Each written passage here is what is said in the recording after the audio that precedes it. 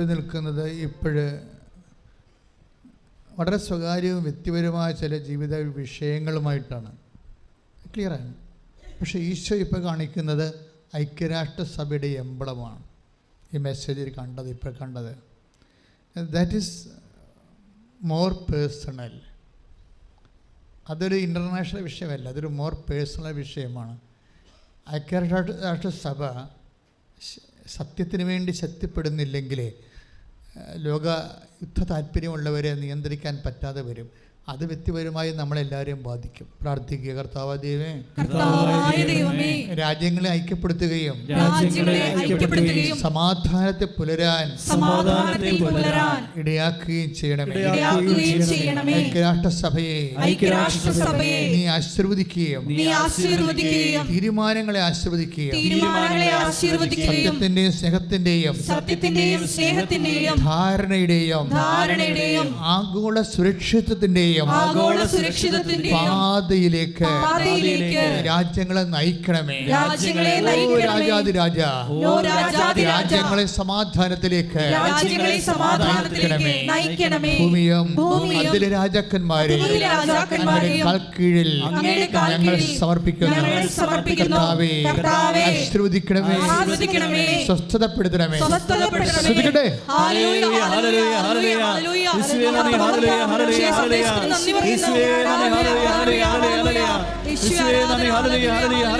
ലോകരാജ്യങ്ങളെ പ്രത്യേകമായിട്ട് സന്നിധിയിൽ സമർപ്പിച്ച് പ്രാർത്ഥിക്കുന്നു. എല്ലാ മേഖലകളിലും തിരുമനസ്സാകണമേ എന്ന് പ്രാർത്ഥിക്കുന്നു.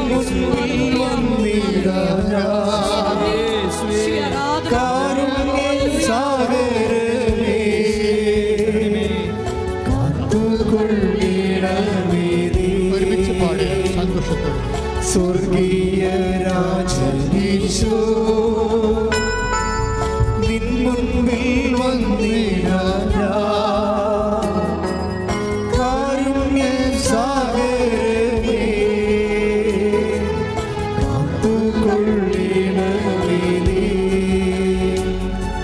കാരുണ്യ സാഗരമേ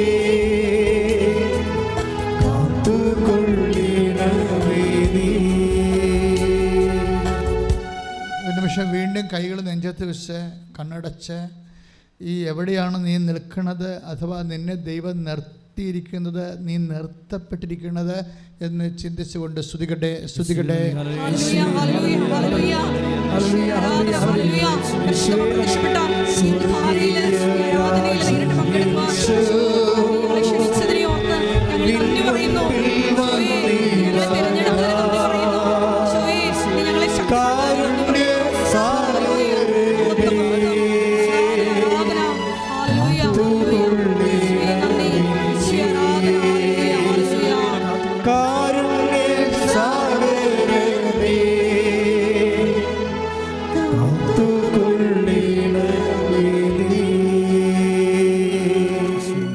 എൻ്റെ പ്രിയപ്പെട്ടവരെ, നമ്മൾ പാടുമ്പോൾ നിങ്ങളത് പ്രാർത്ഥിക്കുന്നൊരു ഫീല് വേണം. സ്വർഗീയ രാജനീശോ,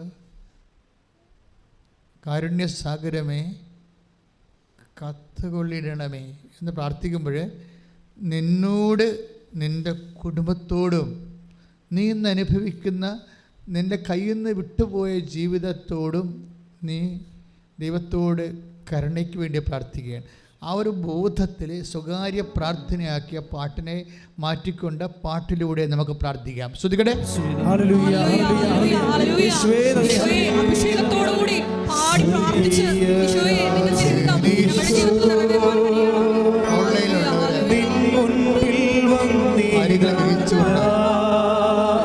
ശ്വാസാർപ്പിച്ച്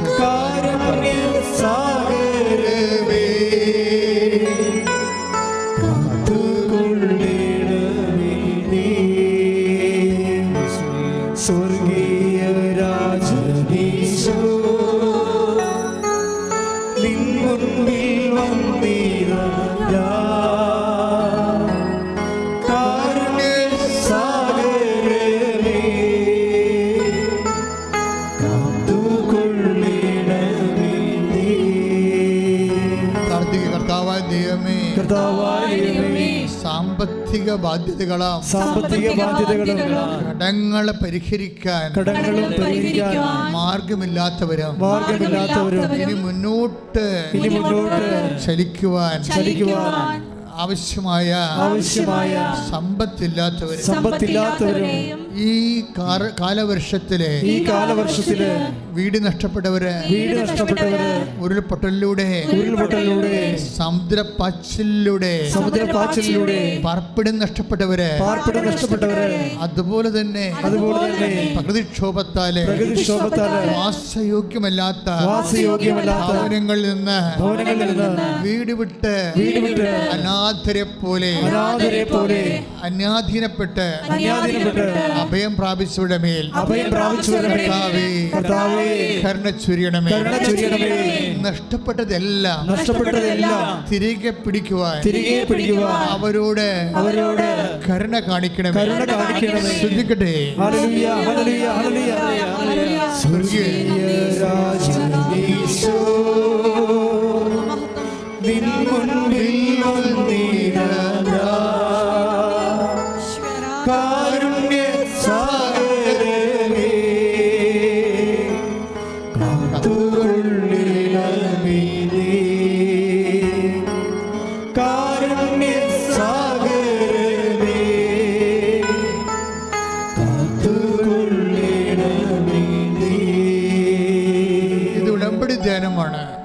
കണ്ണീരിൻ്റെ കാലത്ത് ഒത്തിരിയേറെ മക്കള് ദൈവമായിട്ട് ഉടമ്പടി ചെയ്തിരിക്കുകയാണ്.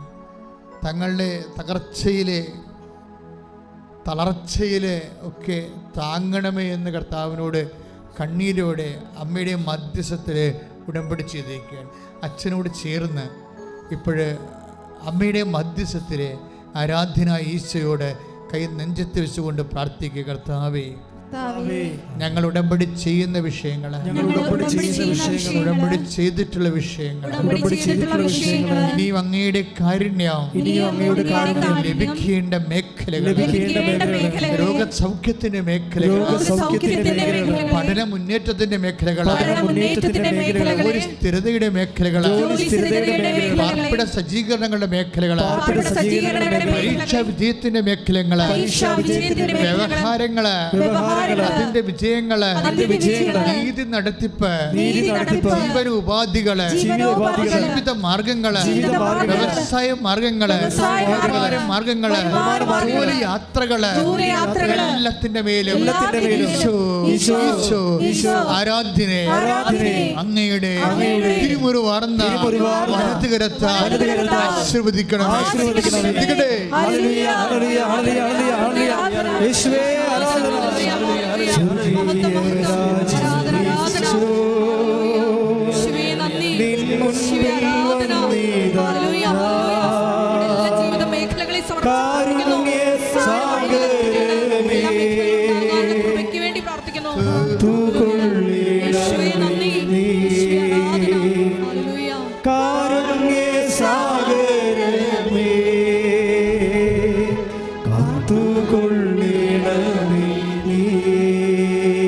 വിവാഹ തകർച്ചകളെ, വിവാഹം ഒത്തുവരാത്തവര്, കുഞ്ഞുങ്ങളില്ലാത്തവര്, വിവാഹ വ്യവഹാരങ്ങളിൽ കഴിയുന്നവര്, കുടുംബ തകർച്ചയിലേക്ക് പോകാൻ പോകുന്നവര്, കുഞ്ഞുങ്ങൾ അനാഥമാകുന്നവര്, ആ കുടുംബങ്ങളോടെല്ലാം, ആ വിവാഹ ബന്ധങ്ങളോടെല്ലാം ആ ജീവിതത്തിൽ ഒറ്റപ്പെട്ടു പോയവര്, ആ മേഖലകളിലെല്ലാം കർത്താവിന്റെ കാരുണ്യം ചൊരിയാൻ വേണ്ടി സ്തുതിക്കട്ടെ.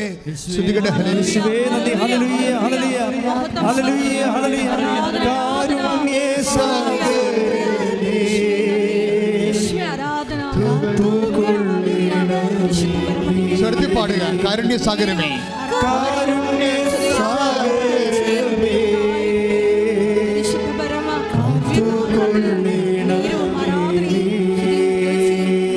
പരീക്ഷ എഴുതിയവര്, എഴുതി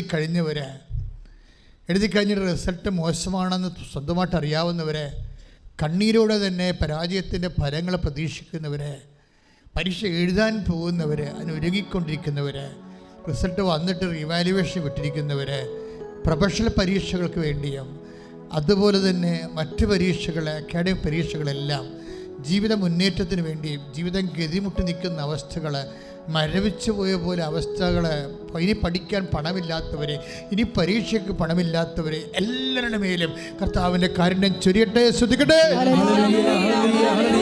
യേശുവേ ആരാധന, ഹല്ലേലൂയ. കാരുണ്യേ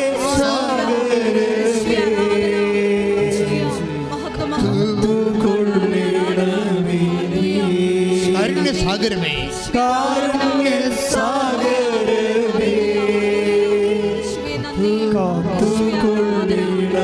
സ്വർഗീയ രാജനീശോ, സ്വർഗീയ രാജനീശോ, ഒരുമിച്ച് പാടുക, സ്വരത്തിൽ പാടുക. നിൻ മുൻപിൽ വന്നിടാ ഞാൻ, കാരുണ്യ സാഗരമേ, കാത്തുകൊള്ളിടമേ നീ. അടിക്കടിക്കുള്ള പരാജയം കാരണം വിശ്വാസ തകർച്ച വന്നവര്, പ്രാർത്ഥന മരവിപ്പ് വന്നവര്, പ്രത്യാശ അറ്റുപോയവര്, ഉറ്റവർ മരിച്ചത് കൊണ്ട്, ഉടയവർ കൈവിട്ടു പോയത് കൊണ്ട്, ഉടയവർ ജീവിതത്തിൽ നിന്ന് സപ്പോർട്ട് ഉണ്ടായിരുന്നവർ വ്യക്തികളുടെ സപ്പോർട്ട് നഷ്ടപ്പെട്ടിട്ട് പാഠം പഠിപ്പിക്കുമെന്ന് ശാസിച്ചുകൊണ്ട് നമ്മളെ പീഡിപ്പിക്കുന്നവരെ, മാനസിക പീഡനം അനുഭവിക്കുന്നവരുടെ മേൽ കാരുണ്യം ഉണ്ടാകാൻ വേണ്ടി സ്തുതിക്കട്ടെ.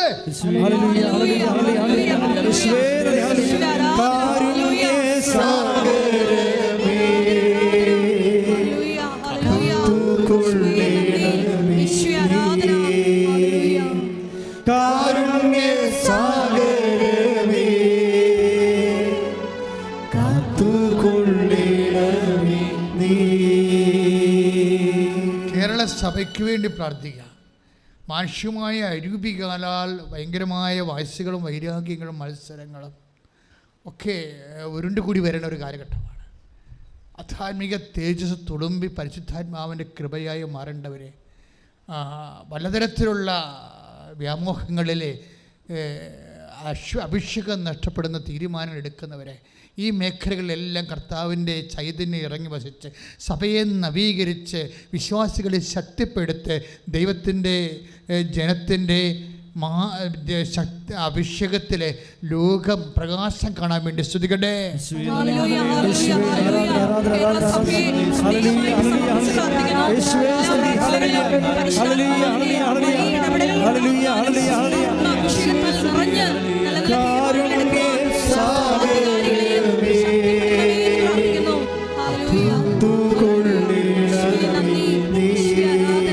സാഗരമേ, കാരുണ്യ സാഗരമേ,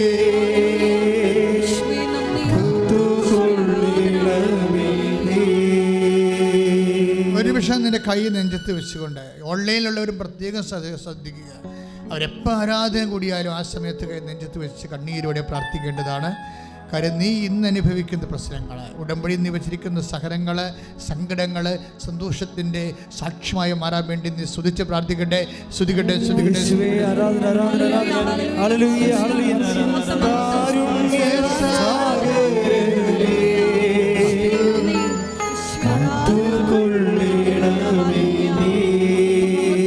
കാരുണ്യ സാഗരമേ, കാരുണ്യ സാഗരമേ,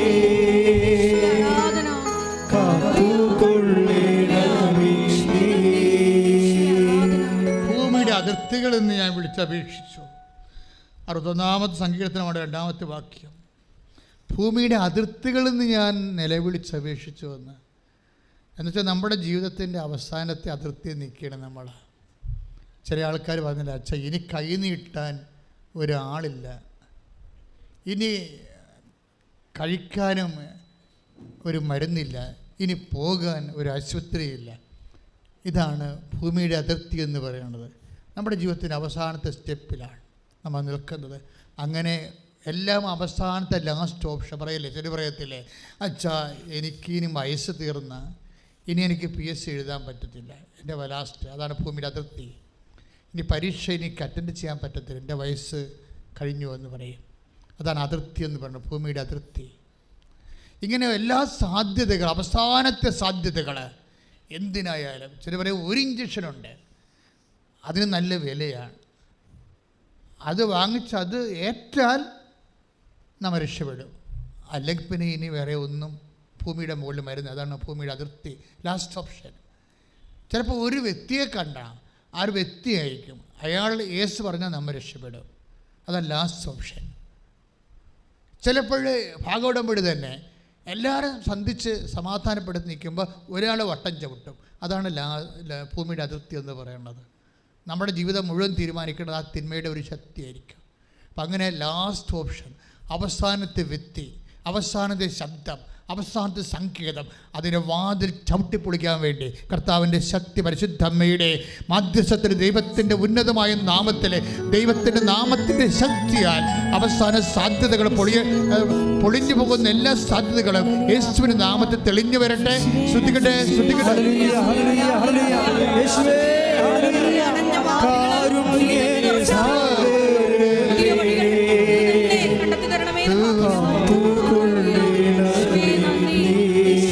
സാഗരമേ, കാരുണ്യ സാഗരമേ,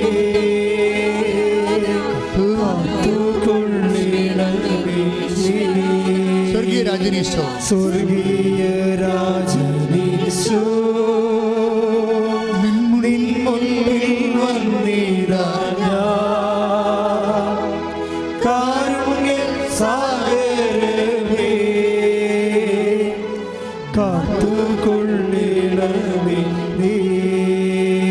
പരിശുദ്ധ പരമ ദിവ്യകാരുണ്യത്തിന് ആരാധനയും സ്തുതിയും പുകഴ്ചയും ഉണ്ടാകട്ടെ. മക്കളില്ലാത്തവർക്ക് വേണ്ടി പ്രാർത്ഥിക്കുന്ന സമയമാണ്. ചിലർ അവസാനത്തെ ഒരു തരം ഒരു മെഡിക്കൽ സൊല്യൂഷനായിരിക്കും എടുത്തിരിക്കുന്നത്. അപ്പം അങ്ങനെയുള്ള എല്ലാ മേഖലകളും മക്കളില്ലാത്തവരെ വയറ്റിൽ കൈ പൊത്തിക്കൊണ്ട് പ്രാർത്ഥിക്കേണ്ടതാണ്. ശരീരത്തിലെ സിസ്റ്റുള്ളവരെ അവിടെ എല്ലാം കൈകളെ പൊത്തിക്കൊണ്ട് പ്രാർത്ഥിക്കേണ്ടതാണ്. തൈറോയിഡുകാർ, ടോൺസൈറ്റുകാർ, സ്പോണ്ടിലോസിസുകാരെല്ലാം കഴുത്തിൽ കൈ പൊത്തി പ്രാർത്ഥിക്കേണ്ടതാണ്. നടുവിന് വേദനയുള്ളവർ, കിഡ്നി രോഗികളും നടുവിൽ കൈവച്ച് പ്രാർത്ഥിക്കണം. PSCODക്കാരെ പൊക്കിളിന് താഴെ കൈവച്ച് പ്രാർത്ഥിക്കണം. ഉദരരോഗികൾ ഊടിന് ഒപ്പം കൈവച്ച് പ്രാർത്ഥിക്കണം. ശ്വാസകോശ രോഗികൾ, കരൾ രോഗികൾ, പാൻക്രിയാസ് രോഗികൾ നെഞ്ചും കൊണ്ട് താഴെ കൈവച്ച് പ്രാർത്ഥിക്കണം. ഹൃദയരോഗികൾ, ശ്വാസകോശ രോഗികൾ നെഞ്ചിൽ കൈവച്ച് പ്രാർത്ഥിക്കണം. ശിരസംബന്ധമായ ന്യൂറോ ട്രബിളുള്ളവർ നെറ്റിയിൽ കൈവച്ച് പ്രാർത്ഥിക്കണം. അച്ഛൻ പ്രാർത്ഥിക്കാൻ തുടങ്ങുമ്പോൾ ശക്തമായി സ്തുതിക്കട്ടെ. ദൈവത്തിൻ്റെ കരുണ നിങ്ങളിലേക്ക് ആവശ്യിക്കുന്ന സമയമാണ്. കർത്താവേ, നിന്റെ വിശുദ്ധ പൗരോഹിത്യത്തെ നീ മഹത്വപ്പെടുത്തണമേ. കർത്താവേ, സഭയിലുള്ള സാന്നിധ്യം പ്രകടമാക്കണമേ. അമ്മേ, 10,000-കണക്കിന് മനുഷ്യരാണ് ഉടമ്പടി എടുത്തുകൊണ്ട് അമ്മയുടെ മധ്യസ്ഥം ഏറ്റു പറഞ്ഞിരിക്കുന്നത്. യേശുവിൻ്റെ നാമത്തിൽ പ്രാർത്ഥിക്കുന്നു. കർത്താവേ, അങ്ങയുടെ പുത്രനായ യേശു ക്രിസ്തുവിൻ്റെ നാമത്തിൽ ഞങ്ങൾ കൈ നീട്ടണമെന്ന് പ്രാർത്ഥിക്കുന്നു. എല്ലാ മക്കളെ സ്പർശിക്കുന്നത് പ്രാർത്ഥിക്കുന്നു. അടിപ്രപോലെ വൈദ്യാഘാതപര ദൈവികമായ ശക്തി ഇപ്പോൾ നിങ്ങളുടെ ശരീരത്തിൽ പ്രകടമായിക്കൊണ്ട് നടന്ന ദൈവത്തിന്റെ ശക്തിയാൽ കർത്താവിന്റെ ഉന്നതമായ നാമത്തിൽ മാരക രോഗങ്ങൾ, വേദികളെ യേശുവിന്റെ നാമത്തിൽ മാറിപ്പോകട്ടെ.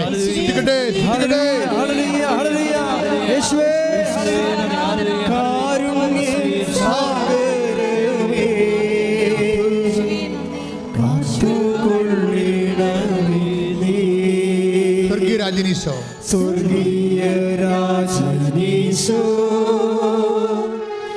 നിൻ മുൻപിൽ വന്നിടാ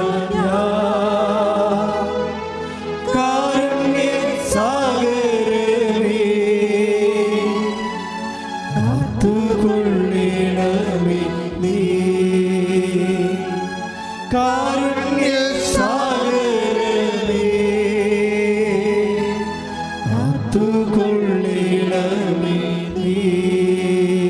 രാജ്യം വിട്ടു പോയിരിക്കുന്നവര്, വീട് വിട്ടു പോയിരിക്കുന്നവര്, നാട് വിട്ടു പോയിരിക്കുന്നവര്, ചിലപ്പോൾ പഠനകാര്യമാകാം, ചിലപ്പോൾ ജോലിക്കാര്യമാകാം, പല വിസ പ്രോബ്ലം ഉള്ളതുകൊണ്ട് തിരിച്ചു വരാൻ പറ്റാത്തവർ, അവരൊക്കെ സമർപ്പിച്ച് പ്രാർത്ഥിക്കേണ്ട സമയമാണിത്. അവരെല്ലാം വന്നിരിക്കും മക്കളെ, എത്രയും വേഗം വന്നിരിക്കും. ഈ ആരാധനയിൽ കർത്താവ് പ്രവർത്തിക്കും. ഈശോയുടെ അമ്മ മധ്യസ്ഥം വഹിക്കുന്നതിൻ്റെ കുടുംബത്തിന് വേണ്ടി. നിൻ്റെ മനസ്സും നിൻ്റെ മക്കൾ ചിലപ്പോൾ നിൻ്റെ സ്നേഹം വിട്ടുപോയി കാണാം. ഒരു സ്നേഹവും കാണിക്കണില്ലാത്ത മക്കൾ അവർ നിന്നെ വിട്ടു പോയിരിക്കുകയാണ്. അവരൊക്കെ തിരിച്ചു വരും. നീ എന്തുമാത്രം കഷ്ടപ്പെട്ടതാണ്, നീ എന്തുമാത്രം ഇൻവെസ്റ്റ് ചെയ്തതാണ്. ഇന്ന് അവർ പ്രത്യേക പ്രേമക്കുരുക്കിലും പ്രത്യേക ആന്തരികമായ അധമ ബന്ധങ്ങളിലൊക്കെ പെട്ട് അവരെ കുരുങ്ങിയിരിക്കുകയാണ്. ആ കുരുക്കെല്ലാം അഴിച്ചുകൊണ്ട് അമ്മ അവരെ തിരിച്ചു കൊണ്ടുവരും. ശ്രദ്ധിക്കട്ടെ. ഹല്ലേലൂയ ഹല്ലേലൂയ ഹല്ലേലൂയ യേശുവേ നന്ദി ഹല്ലേലൂയ കാരുണ്യ സാഗരമേ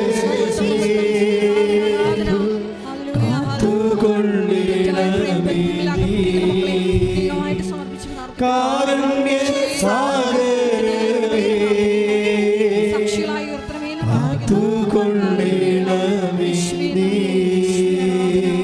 വിദേശ രാജ്യത്തെ സ്വദേശങ്ങളിലുമൊക്കെ അന്യായമായ തടങ്കലിൽ കിടക്കുന്നവർ ന്യായമായ തടങ്കലിലാണെങ്കിൽ പോലും അവിടെ ശിക്ഷയുടെ സമയം കഴിഞ്ഞിട്ട് വീണ്ടും അവർക്ക് സ്വാധീനമില്ല, പണമില്ല, ഇല്ലാത്തതുകൊണ്ട് ജീവിതം പെട്ടുപോയവർ, പലതരത്തിലുള്ള തെറ്റാണെന്നറിയാതെ ചെയ്തിട്ടുള്ള തെറ്റുകൾക്ക് നിയമത്തിൻ്റെ ശിക്ഷ മേടിച്ച് ജീവിതം കുരുങ്ങിപ്പോയവരെ യേശുവിൻ്റെ നാമത്തിൽ അവരുടെ ബന്ധങ്ങൾ അഴിയട്ടെ. ശ്രദ്ധിക്കട്ടെ. യേശുവേ ഹല്ലേലൂയ ഹല്ലേലൂയ കാരുണ്യ സാഗരമേ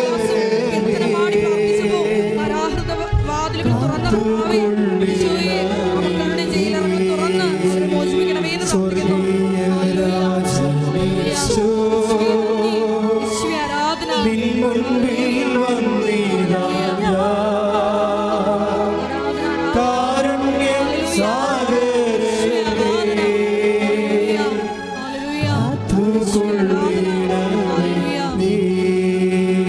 പരിശുദ്ധ പരമദിവ്യകാരുണ്യത്തിന് ആരാധനയും സ്തുതിയും പുകഴ്ചയും ഉണ്ടായിരിക്കട്ടെ. 2 പ്രളയങ്ങള്, 2 കൊറോണ, 2 വർഷത്തെ കൊറോണ, ഇതെല്ലാം വന്ന് ജനങ്ങളുടെ സാമ്പത്തികമായി തകർന്ന് ബാങ്കിൻ്റെ പലിശ ഒരു വരുമാനം ഇല്ലാത്ത കാരണം ഇങ്ങനെ കൂടിക്കൊണ്ടേയിരിക്കുന്നു. പക്ഷെ പാർലമെൻറ്റ് തീരുമാനം പോലും ബാങ്കിന് അനുകൂലമാണ്. ഇനി നിങ്ങൾ കോടതി പോകേണ്ട കാര്യമില്ല, ബാങ്കിന് നേരിട്ട് ജപ്തി ചെയ്യാമെന്ന് പറഞ്ഞിരിക്കുക. നമ്മൾക്ക് ജനതകൾക്ക് ദൈവം മാത്രമേ ഉള്ളൂ. ആ ദൈവത്തിൻ്റെ മുമ്പിലാണ് ഈ ആരാധന കണ്ണീരിടണത്. കർത്താവ് നിൻ്റെ വിഷയത്തിൽ തീരുമാനമെടുക്കും, കർത്താവ് നിൻ്റെ കണ്ണീരിനെ ഏറ്റെടുക്കും എന്ന് ആഴമായ വിശ്വാസബോധ്യമുള്ളവരെ കൈവർത്തിക്കൊണ്ട് സ്തുതിക്കട്ടെ. സ്തുതിക്കട്ടെ. ഹല്ലേലൂയ ഹല്ലേലൂയ ഹല്ലേലൂയ യേശുവേ നന്ദി ഞങ്ങൾ വിശ്വസിക്കുന്നു, ഞങ്ങൾ ഏറ്റുപറയുന്നു, ഞങ്ങൾ പ്രത്യാശിക്കുന്നു, ഞങ്ങൾ ഏറ്റുപറയുന്നു. ഹല്ലേലൂയ ഹല്ലേലൂയ ഹല്ലേലൂയ ശക്തിയൊക്കെയോടും നിന്നെ സ്നേഹിച്ചിടുന്നേ നിന്നെ നിനച്ചുവാഴും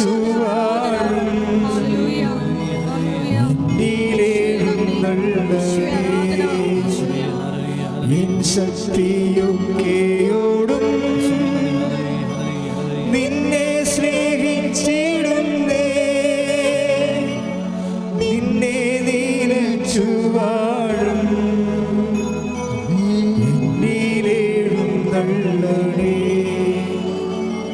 സ്വർഗീയ രാജനീശോ നിൻ മുൻപിൽ വന്നിതാ കാരുണ്യ സാഗരമേ കാത്തുകൊള്ളണമേ നീ. പരിശുദ്ധ പരമദിവ്യകാരുണ്യത്തിന് എന്നേരവും ആരാധനയും സ്തുതിയും പുകഴ്ചയും ഉണ്ടായിരിക്കട്ടെ. പരിശുദ്ധ പരമദിവ്യകാരുണ്യത്തിന് എന്നേരവും ആരാധനയും സ്തുതിയും പുകഴ്ചയും ഉണ്ടായിരിക്കട്ടെ. പരിശുദ്ധ പരമദിവ്യകാരുണ്യത്തിന് എന്നേരവും ആരാധനയും സ്തുതിയും പുകഴ്ചയും ഉണ്ടായിരിക്കട്ടെ. ഇരിക്കുക.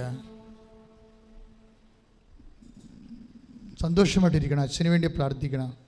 എൻ്റെ മേൽ കൈനീട്ടിക്കൊണ്ട് കർത്താവിൻ്റെ വചനാഭിഷേകം ഉണ്ടാകാൻ വേണ്ടി സ്തുതിച്ച് പ്രാർത്ഥിക്കട്ടെ. ഹല്ലേലൂയ ഹല്ലേലൂയ ഹല്ലേലൂയ ഹല്ലേലൂയ യേശുവേ നന്ദി, യേശുവേ ആരാധന, ഹല്ലേലൂയ യേശുവേ ആരാധന, ഹല്ലേലൂയ ഹല്ലേലൂയ യേശുവേ അങ്ങയുടെ അഭിഷിക്തനെ യേശുവേ നീ നോക്കി പാർക്കണമേ എന്ന് പ്രാർത്ഥിക്കുന്നു. ഞങ്ങൾക്ക് ആവശ്യമായിട്ടുള്ള വചനങ്ങൾ അങ്ങയുടെ അഭിഷിക്തനിലൂടെ പ്രദാനം ചെയ്യണമേ എന്ന് പ്രാർത്ഥിക്കുന്നു. ഞങ്ങളുടെ എല്ലാ മേഖലകളിലെയും യേശുവേ ശക്തിപ്പെടുത്തണമേ എന്ന് പ്രാർത്ഥിക്കുന്നു. ഹല്ലേലൂയ ഹല്ലേലൂയ മഹത്വം മഹത്വം ആരാധന ആരാധന. പരിശുദ്ധ പരമദിവ്യകാരുണ്യത്തിന് നേരവും ആരാധനയും സ്തുതിയും പുകഴ്ചയും ഉണ്ടായിരിക്കട്ടെ. ഈ ആഴ്ചയിൽ 3 സാക്ഷ്യങ്ങൾ, ഏതാണ്ട് ഒരേ ദൈവ മനസ്സ് വെളിപ്പെടുത്തുന്ന 3 സാക്ഷ്യങ്ങളുണ്ടായി. അത് 3 സാക്ഷ്യങ്ങളുടെ ഒരു നേച്ചർ പറയാം. സാക്ഷ്യങ്ങൾ ഈ ആഴ്ചയിൽ ഒത്തിരി ഉണ്ടായി. അതല്ല, ഞാൻ 3 സാക്ഷ്യങ്ങളെ തിരഞ്ഞെടുത്തിട്ടുണ്ട് ഇവിടെ. ഏതാണ്ട് പെക്യുലറായിട്ടുള്ള ഒരേ നേച്ചർ കീപ്പ് ചെയ്യുന്ന ഒരു സാക്ഷ്യം എന്ന് പറയുന്നത് കണ്ണൂരാണ്. ക്രിസ്റ്റി ജോസഫിൻ്റെ സാക്ഷ്യമാണ്. ക്രിസ്റ്റി ജോസഫ് ഒരു ചെറുപ്പക്കാരനാണ്. ക്രിസ്റ്റി ജോസഫിൻ്റെ സാക്ഷ്യം അയാൾ പറയണത്, എനിക്ക് ദൈവം ഒരു അത്യാവശ്യമായിട്ട് തോന്നിയിട്ടില്ല. ആ സാക്ഷ്യമാണ് എന്നെ വളരെ സ്പർശിച്ചത്. എനിക്ക് ദൈവം ഒരു അത്യാവശ്യമായിട്ട് തോന്നിയിട്ടില്ല. ഞാൻ അവിശ്വാസിയൊന്നുമല്ല, പക്ഷേ എനിക്ക് ദൈവമായിട്ട് പേഴ്സണൽ ബന്ധമൊന്നുമില്ല. അങ്ങനെ ഒരു പേഴ്സണൽ ബന്ധം ഉണ്ടാക്കണമെന്ന് എനിക്ക് തോന്നിയിട്ടില്ല.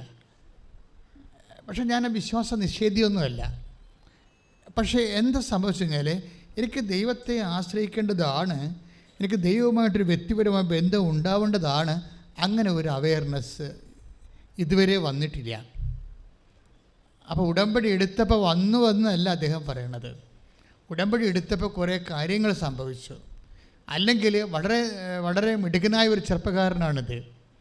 ക്രിസ്റ്റി ജോസഫ് ഒരു മിടുക്കനായ ചെറുപ്പക്കാരനാണ്, നല്ല ആരോഗ്യമുള്ള ചെറുപ്പക്കാരനാണ്, നല്ല വിദ്യാഭ്യാസത്തിൽ കുതിപ്പുള്ള ആളാണ്.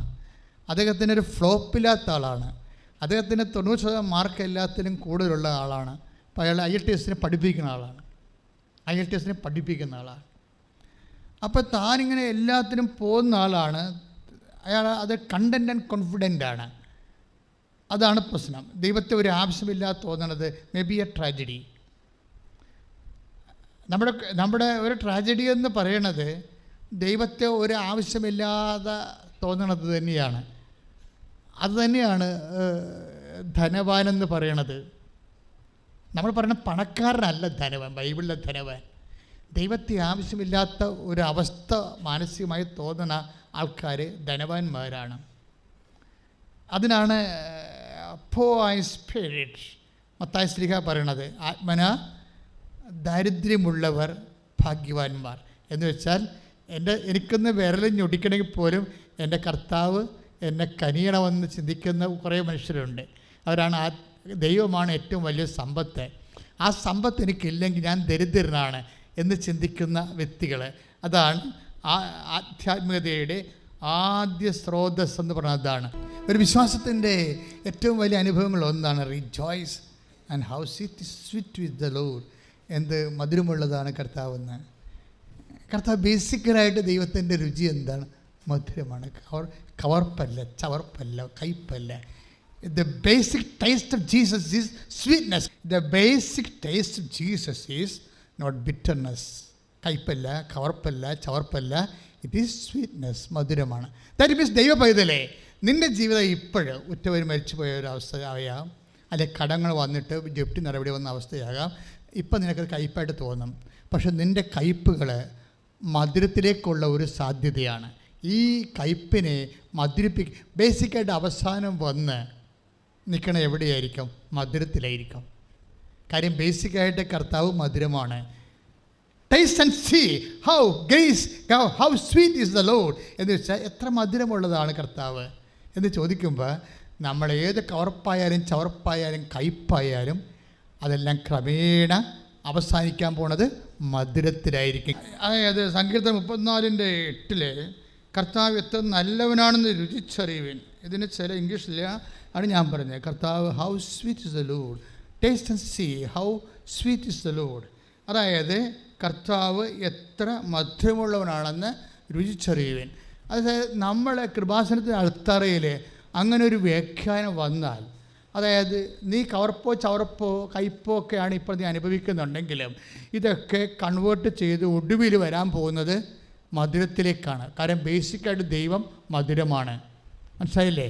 അത് ഉറ്റവരുടെ മരണമായാലും നിൻ്റെ ജപ്തി നടപടിയായാലും പരീക്ഷയുടെ തോൽവിയായാലും നിൻ്റെ ജോലി നഷ്ടമായാലും ജപ്തി നടപടിയായാലും കറങ്ങിത്തിരിഞ്ഞ് ഇത് തിരിച്ച് മധുരത്തിലേക്ക് വരാൻ സാധ്യതയെന്ന് പറയുന്നത് അമ്മയാണ് നിൻ്റെ ജീവിതം മധുരിപ്പിക്കാൻ വേണ്ടി മധ്യസ്ഥം വഹിക്കുന്നത്. കർത്താവ് തന്ന ഓൺലൈൻ വ്യാഖ്യാനമാണ്. എന്താണ്? ബേസിക്കായിട്ട് ദൈവം മധുരമുള്ളവനാണെന്ന് ഞാനും കേട്ടിട്ടില്ല. ഇപ്പോഴാണ് പരിശുദ്ധാത്മാവ് പറയുമ്പോഴാണ് ഞാൻ കേട്ടിരിക്കുന്നത്. എന്നിട്ട് ആത്മാവ് എന്താ പറഞ്ഞിരിക്കുന്നത്? നീ ഇപ്പോൾ കയ്പിലാണ് ജീവിക്കണമെന്ന് വിചാരിച്ചോ, അല്ലെങ്കിൽ നീ ചവർപ്പിലോ കവർപ്പിലോ ആണ് ജീവിച്ചിരിക്കുന്നത്. പക്ഷേ ഇത് ക്രമേണ വെയിറ്റ് ആൻഡ് സീ, നീ വെയിറ്റ് ചെയ്യാൻ പറഞ്ഞിരിക്കുകയാണ്.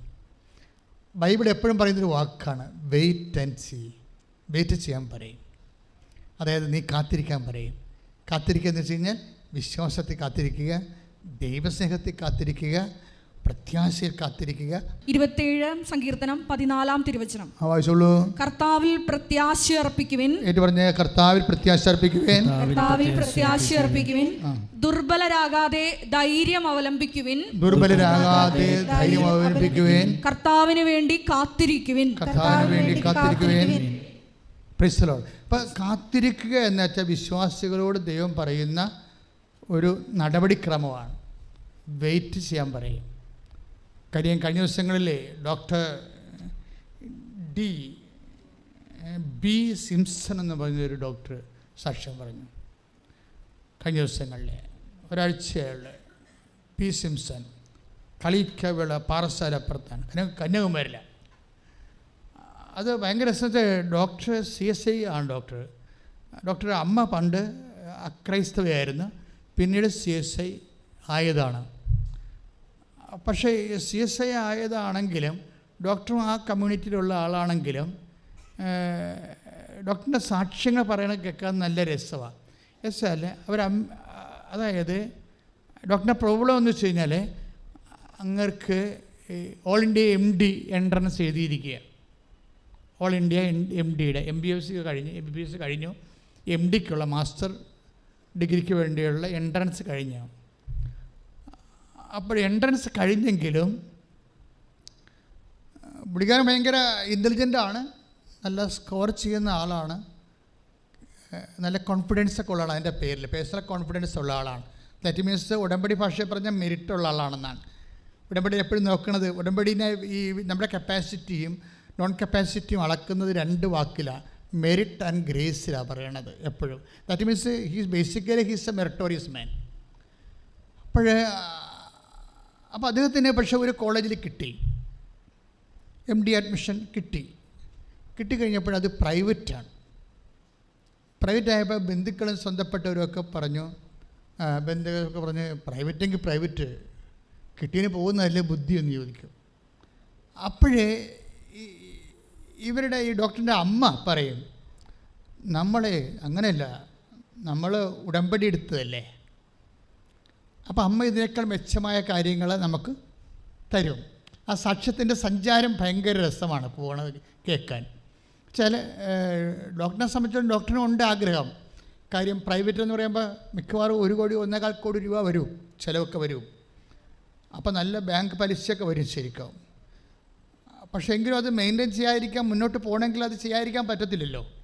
30-40 വയസ്സുള്ളപ്പോഴൊക്കെ കടമൊക്കെ തീരത്തുള്ളൂ ചിലപ്പോഴേ. പക്ഷേ എങ്കിലും ഹയർ സ്റ്റഡി ചെയ്യാതിരിക്കാൻ അവിടെ പിടിച്ചിരിപ്പില്ല MBBSകാർക്ക്. പക്ഷേ എടുക്കുക. പക്ഷേ അമ്മ പറയും, നോ, നമ്മൾ ഉടമ്പടി എടുത്തതാണ്, അമ്മ മാതാവ് നമുക്ക് തരും, അമ്മ മാതാവ് ഇതിനൊക്കെ ബെറ്റർ ഓപ്ഷൻ തരും. അതാണൊരു വിശ്വാസം എന്ന് പറയണത്. കാത്തിരിക്കാൻ പറഞ്ഞില്ലേ, 27 സങ്കീർത്തനത്തിൽ പറഞ്ഞില്ലേ, കാത്തിരിക്കുക എന്ന് വെച്ച് കഴിഞ്ഞാൽ ഒരു ക്വാളിറ്റേറ്റീവ് അപ്ഡേഷനാണത്. ഉടമ്പടി എടുക്കുമ്പോൾ വിശ്വാസത്തിൻ്റെ ഗുണനിലവാരമുള്ള ഒരു അപ്ഡേഷൻ സംഭവിക്കും. ചിലർക്കത് വല്ലാണ്ടങ്ങ് സംഭവിക്കും. ചിലർ ഇങ്ങനെ ഒരു മരക്കഴുത പോലെ എടുക്കാത്തതൊക്കെ കണക്കാണെന്ന് പറഞ്ഞ് നടക്കും. പക്ഷെ ചിലർക്ക് ക്ലെയിമുണ്ട്, അവർക്ക് ക്ലെയിം വെച്ച് കളിക്കാനറിയാം. അവരമ്മ പറഞ്ഞു, നോ, നമ്മൾ പ്രൈവറ്റിൽ പോകേണ്ട കാര്യമല്ല, നമുക്ക് ക്ലെയിമുണ്ട്. നമ്മുടെ ക്ലെയിം എന്താ? ഉടമ്പടി എടുത്തിരിക്കുന്നതാണ്. She's not a Catholic, she's CSI, return from the Hindu community. പക്ഷേ അവരുടെ ഇൻവെസ്റ്റ്മെൻറ്റ് എന്താ, അവരുടെ നിക്ഷേപം എന്താ? നമ്മുടെ ക്ലെയിം എന്ന് പറയുന്നത് നമ്മൾ ഉടമ്പടി എടുത്തിരിക്കുന്നതാണ്. അതുകൊണ്ട് ഇതിനേക്കാൾ മെച്ചമായ ഓപ്ഷൻ നമ്മുടെ കുടുംബത്തിൻ്റെ എല്ലേട്ട് കൊള്ളാത്ത രീതിയിൽ അമ്മമാതാവ് നമുക്ക് ചെയ്തു തരും. ഉടമ്പടി അപ്പോൾ എന്തുമാത്രം ഗൗരവമായിട്ട് കാണുന്നു. ഒരു ഗവൺമെൻറ്റുമായിട്ട് ഉടമ്പടി ചെയ്യുന്ന പോലെ കോൺക്രീറ്റായിട്ട് ഉടമ്പടി കാണുന്നു, അല്ല ഹൈപ്പോത്തറ്റിക്കലായിട്ടുള്ള കാണുന്നത്. ഒക്കട്ടെ ഒക്കുമായിരിക്കും, കൊടുത്താൽ കൊള്ളാം, അങ്ങനെയുള്ള ഹൈപ്പോത്തറ്റിക്കലല്ല. ഇത് ഒരു കോൺക്രീറ്റ്, ഒരു പേഴ്സൺ ബൈലാറ്ററൽ എഗ്രിമെൻ്റ് ആയിട്ട് കോൺക്രീറ്റായിട്ട് കാണുകയാണ്. എന്നിട്ട് ഇവർ പറഞ്ഞ് നമുക്ക് ആരാധന എന്ത് പറയണമെന്ന് കേൾക്കട്ടെന്ന് പറഞ്ഞ്, മനസ്സിലായില്ലേ? ഇന്നത്തെ ആരാധനയിൽ പരിശുദ്ധാത്മാവ് എന്താ പറയണത്? ആരാധനയെ അവർ കാണുന്നത് ഒരു പ്രോഗ്രാമായിട്ടല്ല, ദൈവം സംസാരിക്കുന്ന അവരുടെ ജീവിതത്തോട് ദൈവം ഇൻട്രാക്ട് ചെയ്യുന്ന ഒരു പ്ലാറ്റ്ഫോമായിട്ടാണ് കാണുന്നത്. അല്ലെങ്കിൽ അത് തന്നെ ഈ കൃപാസനത്തിൻ്റെ ഇൻസ്റ്റിറ്റ്യൂട്ട് ചെയ്യുന്നതിൻ്റെ ഉദ്ദേശം എന്താ? ബൈബിളിൽ എന്തിനാണ് കൃപാസനം സ്ഥാപിക്കണത്? കൃപാസനത്തിൽ നിന്നുകൊണ്ട് ഞാൻ എൻ്റെ ജനതയോട് സംസാരിക്കുമെന്നാണ് പറഞ്ഞത് ദൈവം.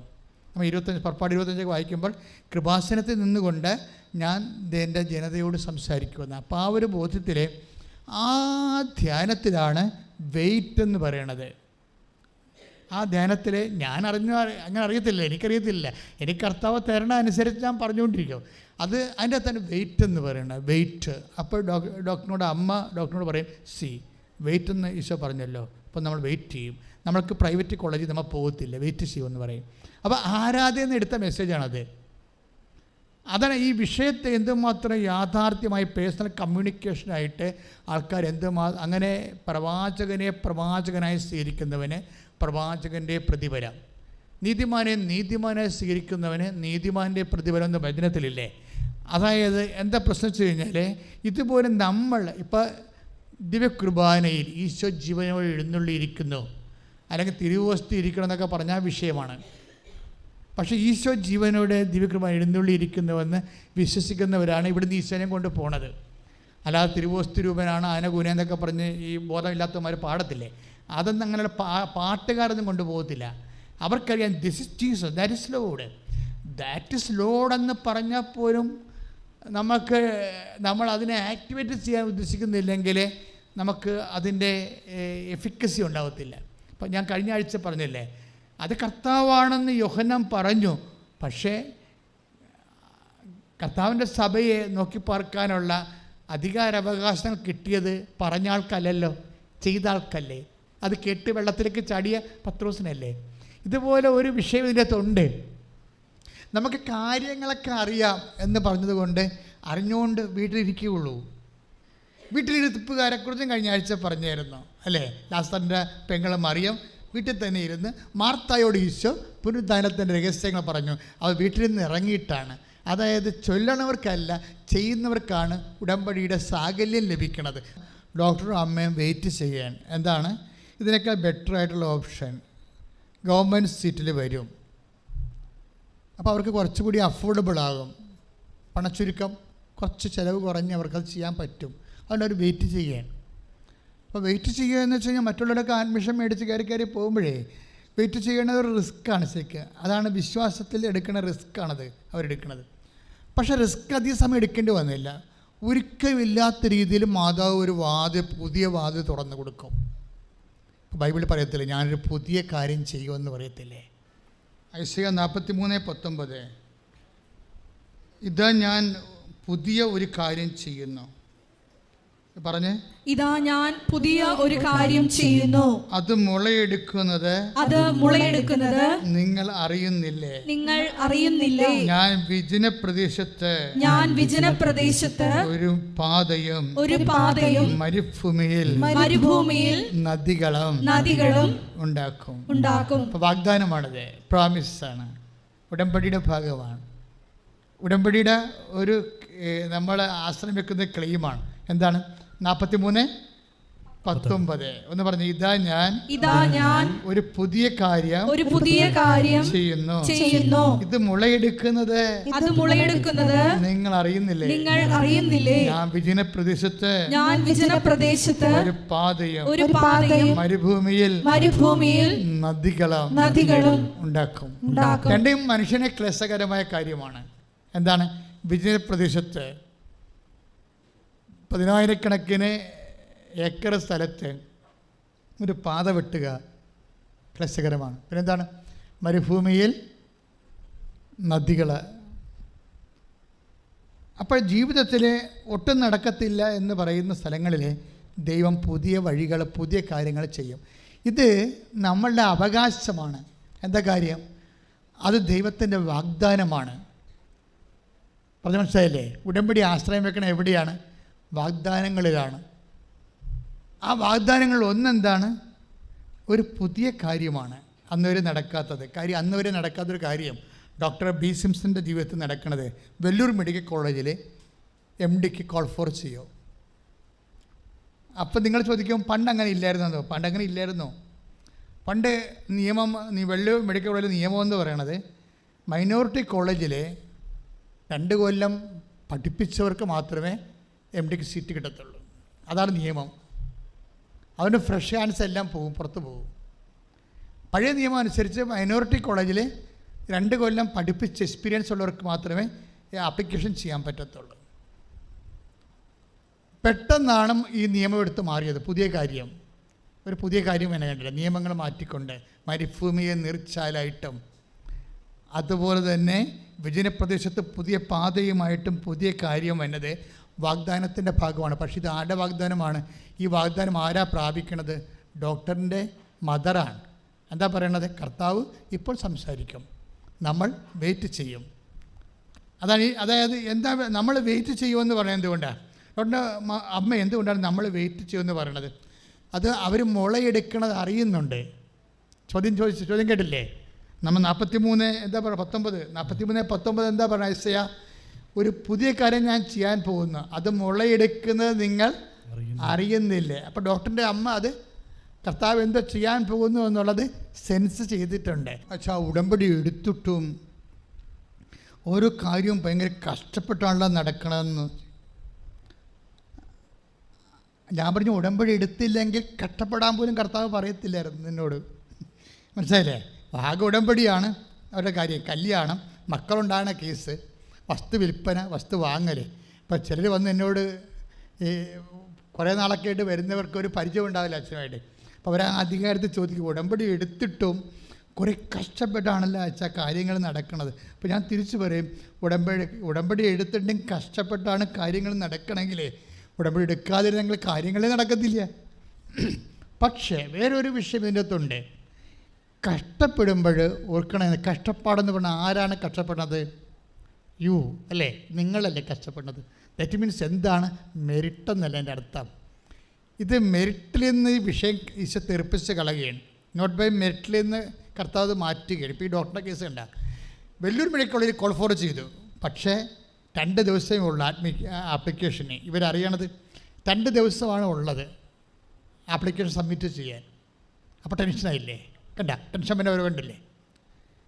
ഇനിയിപ്പോൾ ഇത് കൂടും കുറച്ച് കഴിയുമ്പോൾ. അത് നിങ്ങൾ ശ്രദ്ധിക്കണം. ഇപ്പോൾ കല്യാണമായാലും സ്ഥലമെടുപ്പായാലും നിങ്ങളുടെ പരീക്ഷ ആയാലും ചിലത് നേരെ സെറ്റ് ടു ദി ടെൻഷൻ എന്ന് പറഞ്ഞ പോലെ ടെൻഷനിലേക്കാണ് സാധനം പോണത്. അതിൻ്റെ അർത്ഥം അപ്പത്തന്നെ നിങ്ങൾക്ക് വിവേചിക്കാൻ കഴിയണം. എന്താണ്? ഇത് മെറിറ്റിലല്ല നടക്കാൻ പോണത്, ഗ്രേസിലാണ്. മെറിറ്റിൽ ഇത് നടക്കുന്നത്, യോഗ്യതയിൽ നടക്കത്തില്ല. ഇത് കർത്താവ് പൂർണ്ണമായിട്ട് വിഷയം ഏറ്റെടുക്കുമ്പോഴാണ് നമ്മളെ ടെൻഷൻ പിടിപ്പിക്കുന്നത്. കാര്യം മാനുഷ്യമായിട്ട് നിൻ്റെ ക്ലെയിം എല്ലാം കട്ട് ചെയ്ത് കളയും. എൻ്റെ കഴിവ് കൊണ്ടാണ്, എൻ്റെ ബുദ്ധി കൊണ്ടാണ്, എൻ്റെ സ്വാധീനം കൊണ്ടാണ്, റെക്കമെൻഡേഷൻ കൊണ്ടാണ്, ആരെയാണ് കൂരിയാണെന്നൊക്കെ പറഞ്ഞുകൊണ്ട് നീ കർത്താവിനെ എടുക്കുന്നത് മാറ്റത്തില്ലേ?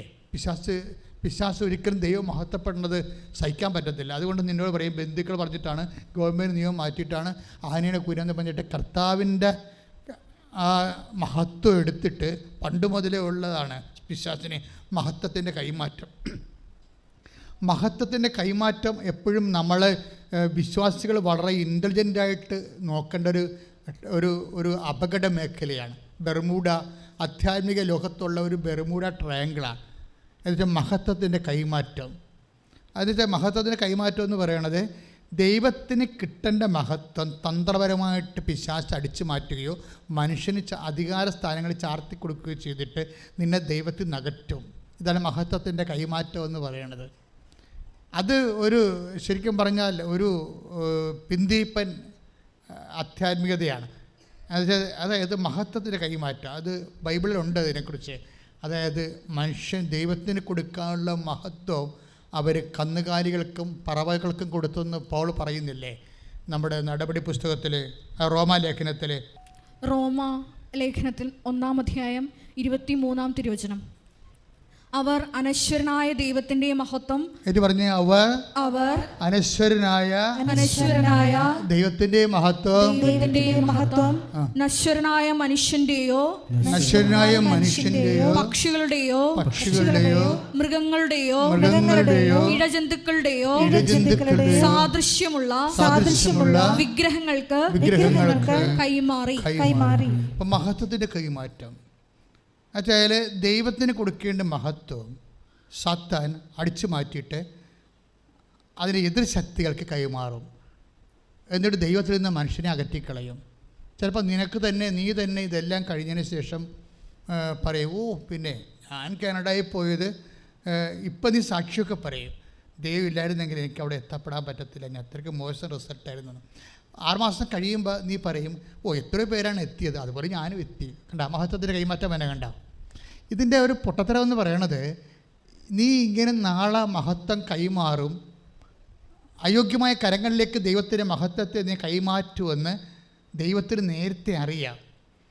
അത് കാരണം പലപ്പോഴും നിൻ്റെ പ്രാർത്ഥനയ്ക്ക് ഉത്തരം ലാഗ് ചെയ്തുകൊണ്ടേയിരിക്കും. മനുഷ്യനെ അനുദപിക്കേണ്ട ഒരു മേഖലയാണ് അത്. പ്രാർത്ഥിക്കുക, കർത്താവായ ദൈവമേ, എന്തെല്ലാം പ്രതികൂലമായ സമ്മർദ്ദങ്ങൾ ഉണ്ടായാലും നീയായിട്ട് എനിക്ക് നൽകിയ ഉയർച്ച എന്റെ മരണം വരെ ഞാൻ വേറെ ആർക്കും കൈമാറിക്കൊണ്ട് നിന്നെ അപമാനിക്കുകയോ നിന്റെ മഹത്വത്തിന് മങ്ങലേൽപ്പിക്കുകയില്ലെന്ന് ഞാൻ പ്രതിജ്ഞ ചെയ്യുന്നു. ശ്രദ്ധിക്കട്ടെ. ഹല്ലേലൂയ, ഹല്ലേലൂയ, ഹല്ലേലൂയ. യേശുവേ ആരാധന. ഞങ്ങളുടെ ജീവിതത്തിൽ വിജയങ്ങൾ ഉണ്ടാകുമ്പോൾ യേശുവേ നിന്റെ നാമത്തെ മാത്രം മഹത്വപ്പെടുത്തുവാനുള്ള കൃപ ഞങ്ങൾക്ക് നൽകണമേ. ഹല്ലേലൂയ, ഹല്ലേലൂയ. യേശുവേ നന്ദി, യേശുവേ ആരാധന. യേശു അവനാരിലും വലിയവൻ. യേശു യേശു അവനാരിലും മതിയായവൻ. യേശു യേശു അവനാരിലും വലിയവൻ. യേശു യേശു അവനാരിലും മതിയായവൻ. അപ്പോൾ ഇവിടെ ഡോക്ടർ സാഹചര്യം ചൂടുപിടിക്കുകയാണ്. നിങ്ങൾ ചൂടുപിടിക്കുമ്പോൾ ഓർക്കുക, ഇത് നിങ്ങളുടെ മെറിറ്റിലല്ല നടക്കാൻ പോകുന്നത്, ദൈവത്തിൻ്റെ കൃപയിലാണ് നടക്കാൻ പോകുന്നത്. ഇത് വിവേചിക്കാനുള്ള കഴിവുണ്ടാകണം ഉടമ്പടിക്കാർക്ക്. ഇവിടെ പ്രോബ്ലം എന്ന് വെച്ച് കഴിഞ്ഞാൽ അവർക്ക് 2 ദിവസമേ ഉള്ളൂ. എവിടെ വെല്ലൂർ അഡ്മിഷൻ കൊടുക്കണേ, ആപ്ലിക്കേഷൻ വെക്കാം, 2 ദിവസമേ ഉള്ളൂ. ഡോക്ടർ ഇത് അറിയണേ എപ്പോഴാണെന്ന് അറിയാവോ? ശനിയാഴ്ച വൈകുന്നേരമാണ് അറിയണത്. അപ്പോൾ നോട്ടായും ഞായറാഴ്ച അല്ലേ, പിന്നെ ഓഫല്ലേ, ജാതി സർട്ടിഫിക്കറ്റ് വേണം. ഡോക്ടർ മൈനോട്ടിലുള്ള ആളാണെന്ന് വെല്ലൂരിന് ജാതി സർട്ടിഫിക്കറ്റ് വേണം. പിന്നെ എപ്പോൾ കിട്ടും ജാതി സർട്ടിഫിക്കറ്റ്? തിങ്കളാഴ്ചയേ ഉള്ളൂ. തിങ്കളാഴ്ച വൈകുന്നേരം 5 മണിക്ക് മുമ്പ് ആപ്ലിക്കേഷൻ, ജാതി സർട്ടിഫിക്കറ്റ് കിട്ടിയിട്ട് ആപ്ലിക്കേഷൻ കൊടുക്കണം. പിന്നെ വില്ലേജ് ഓഫീസിൻ്റെ കത്ത് വാങ്ങിച്ച് തഹസിൽദാരിൽ കൊണ്ടേ കൊടുത്തിട്ട് അവിടെ നിന്ന് ഇങ്ങനെ തീ പാറുന്ന പോലുള്ളൊരു ഓട്ടമാണ് ജീവിതം തിരിച്ചു പിടിക്കാൻ വേണ്ടിയുള്ള ആ ഓട്ടം എന്ന് പറഞ്ഞതിലേ. ചിലപ്പോൾ വില്ലേജ് ഓഫീസറെ കാണത്തില്ല, ചിലപ്പോൾ ക്ലർക്ക് കാണത്തില്ല, ചിലപ്പോൾ പ്യൂൺ കാണത്തില്ല, ചിലപ്പോൾ സീലുള്ള ആൾ പ്യൂണല്ലേ, സീ കാണത്തില്ല. തീർന്നില്ലേ? നിസ്സാരമല്ലല്ലോ ഈ വിഷയം. അപ്പോൾ ഇതെല്ലാം പ്രെയർ ചെയ്യാതെ ഇത് ആൾക്കാർ ഒന്ന് അറസ്റ്റ് ചെയ്ത് അവിടെ പൊസിഷനിൽ വെക്കാൻ പറ്റത്തില്ല. ദാറ്റ് മീൻസ് ഇത് മുഴുവനും മെറിറ്റ് എന്നും പോയി. പിന്നെന്താണ് ഇത്? ഈ വിഷയം കൺവേർട്ട് ചെയ്ത് ഗ്രേസിലേക്ക് കൺവേർട്ട് ചെയ്യുകയാണ്. അപ്പോൾ ഗ്രേസിലേക്ക് യോഗ്യത കൊണ്ടല്ല, കൃപ കൊണ്ടാണെന്നുള്ള ആ ഫോർമാറ്റ് കറക്റ്റ് ചെയ്ത് വരുമ്പോഴാണ് നീ ചൂട് പിടിക്കണത്. ചൂട് പിടിച്ച പക്ഷേ കർത്താവ് ഒരു പണി ചെയ്യും. ഇത് കാവലുണ്ടാവും. ദൈവം തന്നിട്ടുള്ളതാണെങ്കിൽ ഒരു തഹസിൽദാർ ഒരിടത്തും പോകത്തില്ല. നിൻ്റെ ടൈം ദൈവം സംരക്ഷിക്കും, നിൻ്റെ ജോലി ദൈവം സംരക്ഷിക്കും. കറക്റ്റ് 4:45 ജാതി സർട്ടിഫിക്കറ്റ് എടുത്ത് കൈ കൊടുക്കും. പിന്നെ ഉള്ളത് 15 മിനിറ്റാണ്. ഇനി നെറ്റില്ലെങ്കിൽ പ്രശ്നമാണ്. എൻ്റെ ഇടയ്ക്ക് നെറ്റും പോവില്ല ഈ കറക്റ്റ് ടൈമിന്. അപ്പോൾ അതിനുള്ളിൽ എന്തുമാത്രം ചക്രശ്വാസം വലിച്ചു കാണാം. ഈ ചക്രശ്വാസം വലിക്കണമല്ല പ്രശ്നം, അതൊക്കെ പ്രാർത്ഥന വലിയാക്കി ചേഞ്ച് ചെയ്യാൻ പഠിക്കണം. അതായത് അപ്പോൾ നമ്മൾ അപ്പോൾ തന്നെ പൂർണ്ണമായിട്ടും ദൈവമേ നോട്ട് ബൈ മെറിറ്റിലാണ് ഇത് വർക്ക് ചെയ്യണമെന്ന് ഞാൻ തിരിച്ചറിയുന്നു. എൻ്റെ കഴിവല്ല, നിൻ്റെ കൃപയാണെന്ന്. അപ്പോൾ 4:55 ഡോക്ടറിന് തിരിച്ച് ഇമെയിൽ വരും. എന്താണ്? നിങ്ങളുടെ ആപ്ലിക്കേഷൻ ടേക്കപ്പ് ചെയ്തു. 5 മിനിറ്റ് വ്യത്യാസത്തിൽ കൈയിടിച്ച് കിടത്താൻ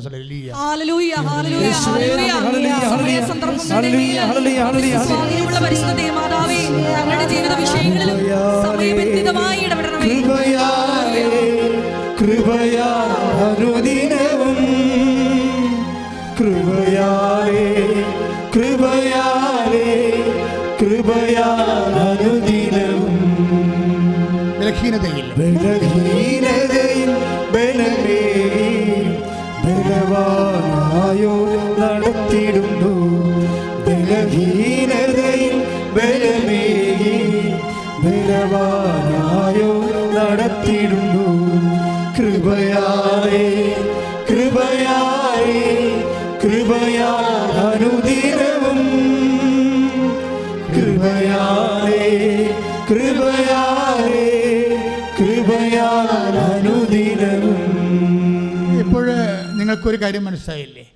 ഇപ്പോൾ പ്രസവമായാലും ശരി, ഓപ്പറേഷൻ ആയാലും ശരി, നിങ്ങളുടെ വിസ പ്രോസസ്സിങ് ആയാലും ശരി, അതുപോലെ തന്നെ നിങ്ങളുടെ PR ആയാലും ശരി, നിങ്ങളുടെ സ്ഥലം വിൽപ്പനയായാലും ശരി, വാങ്ങലായാലും ശരി, എവിടെയെങ്കിലും ടെൻഷൻ കണ്ടൻ്റ് ഉണ്ടെങ്കിൽ അത് മെറിറ്റല്ല, ഗ്രേസ് ആണെന്ന് തിരിച്ചറിയണം.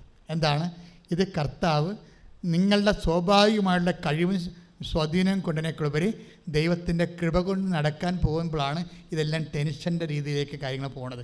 അത് വിവേചിച്ചാൽ മതി, വേറെ പ്രശ്നങ്ങളൊന്നുമില്ല. ഇനിയത്തെ രസം എന്ന് പറയുന്നത് ഇതിനകത്ത് ഇൻവെസ്റ്റ്മെൻറ്റ് വേറെ. ഇപ്പോൾ ഡോക്ടറും ഇതിനകത്ത് ഇൻവെസ്റ്റ്മെൻ്റ് ഉണ്ട്. അങ്ങേരും അതിൽ വിശ്വസിക്കുന്നുണ്ട്, അങ്ങേരും അതിൽ കൃത്യമായിട്ട് വിശ്വസിക്കുന്നുണ്ട് ആ ഉടമ്പടിയിൽ. ഇനി രസം എന്ന് വെച്ച് കഴിഞ്ഞാൽ ഇവർ ആപ്ലിക്കേഷൻ കൊടുത്ത് കോൾഫോർ ചെയ്ത് അത് അംഗീകരിച്ച് കഴിഞ്ഞപ്പോൾ പിന്നെ മാതാവ് പുതിയ വാതിൽ തുറക്കും. പുതിയ വാതിൽ എന്താ തുറക്കണം വെച്ച് കഴിഞ്ഞാൽ, ഇങ്ങനെ ഒരു പ്രൊവിഷൻ വന്നപ്പോൾ കുറേ പേര് ആദ്യം കിട്ടിയ അനസ്തേഷ്യസ്റ്റായിട്ടാണ്. അപ്പോൾ ഡോക്ടർ ഭയങ്കര വിഷമമാണ്. അനസ്തേഷ്യ പ്രൈവറ്റ് കോളേജിലും അത് തന്നെ കിട്ടിയത്. പിന്നെ ജനറൽ മെഡിസിൻ കിട്ടി. ജനറൽ മെഡിസിൻ കിട്ടി കഴിഞ്ഞപ്പോൾ പിന്നെ അതിനെ പ്രോസസ്സിങ് ആണ്. എവിടെയെങ്കിലും എത്തിക്കഴിഞ്ഞാൽ ദൈവം അവിടെ എത്തിച്ചതെന്ന് നിങ്ങൾ ധരിക്കരുത്. ദൈവം നിങ്ങളെ കൊണ്ടുപോയിരിക്കും. പിന്നെ എന്താ അവസാനം പെർട്ടിക്കുലർ മെഡിസിൻ, ഡോക്ടർ വിശ്വസിച്ച ഒരു മെഡിസിൻ ഉണ്ട്, അതിലേക്ക് കൊണ്ടുപോകും. അതൊരിക്കലും ചിന്തിക്കാത്ത ഒരു റാങ്കിലാണുള്ളവർക്കാണ് അത് കിട്ടണത്. പക്ഷേ അതിലേക്ക് ഈ താഴെയുള്ള ആൾക്കാരെല്ലാം വേറെ വേറെ കോളേജിലിട്ട് പോകും. അപ്പോൾ സീറ്റെല്ലാം വേക്കൻ്റായിട്ട് വരും. അവസാനം ഡോക്ടർ അവസാനം പ്രവേശിക്കുന്നത് ഒരു പെർട്ടിക്കുലർ മെഡിസിനിലേക്കാണ്. ദാറ്റ് മീൻസ് അത് നമ്മൾ ഞെട്ടിപ്പിക്കുന്ന ഒരു ഭയങ്കര റാങ്ക് കയറ്റമാണ്. First rank, second rank, third റാങ്കിന് കിട്ടുന്ന അവരുടെ മെറിറ്റിൽ കിട്ടുന്ന സംഭവമാണ് മാതാവ് ഗ്രേസിൽ കൊടുക്കുന്നത്. കൈയിട്ടിച്ച് കർത്താവ്